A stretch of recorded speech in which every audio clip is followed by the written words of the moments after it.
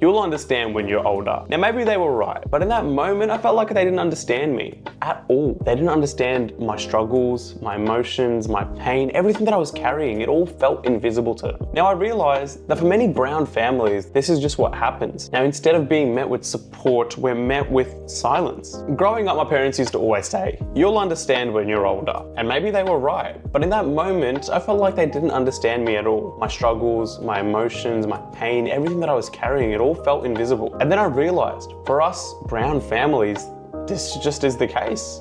Instead of being met with support, we're met with constant silence and emotional invalidation. Let's talk about this. So for me, emotional validation just did not exist in my childhood. It just wasn't something that was real. No one ever sat me down and really asked me, hey, how are you actually feeling? At school, I couldn't turn to my mates. Well, because I went to a pretty predominantly white school and nobody ever really understood my experiences. I couldn't really give them a reason as to why I have to go to church on a Sunday, even though I'm brown. I couldn't tell them like why I actually wasn't allowed to go to parties because I was embarrassed, why I could never sleep over at someone's house, or why my home life just looked entirely different to theirs. So I kept it all inside. At home, no one asked. At school, no one understood. So I learned to carry it in silence. And there was no validation. But here's the thing, our parents also learned to keep things in silence, and maybe that's where we got it from. My parents always told me stories, but I never really understood or validated their emotions. My mum moved to the UK from India, completely on her own. This was the first time she had moved to another country, let alone really interstate, by herself. She would have to walk to work about 4 kilometers by herself in the middle of the night when it was pitch dark. The neighborhood she was living in wasn't exactly the safest neighborhood. She was scared, but she was scared in silence. She lived without her family for over a year. And when she moved to the UK, I was 3 years old and she couldn't even see me. Imagine how awful that must have felt for her. For her, silence wasn't neglect.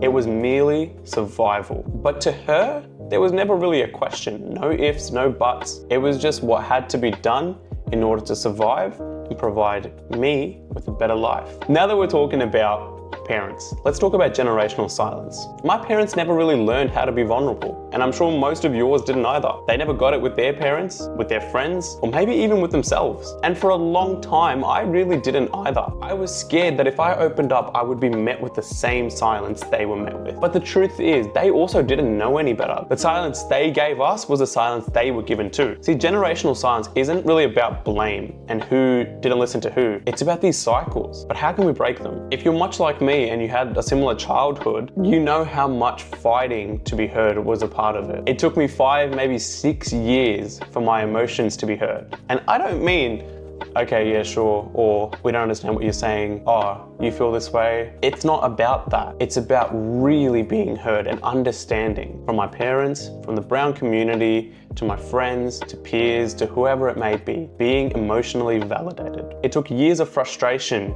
years of tears, years of explaining over and over for them to finally understand my emotions. And look, it's only really been over the past couple of years that that cycle started to break within my own family. But here's the thing, I don't want my kids to have to wait 5 or 6 years to feel validated. Like, I don't want that for them. It really should take 0 years. Validation should be the starting point and not the finishing line. So you might be wondering, how do we achieve this? What's the way forward? Well, it starts with creating an environment where emotional validation is actually seen as a strength, where we stop comparing each other's struggles and start really listening to them. Now, I'll give you an example of something that happened recently that actually gave me quite a bit of hope, and it made me feel like we're on the right track. If you want to cry, just cry.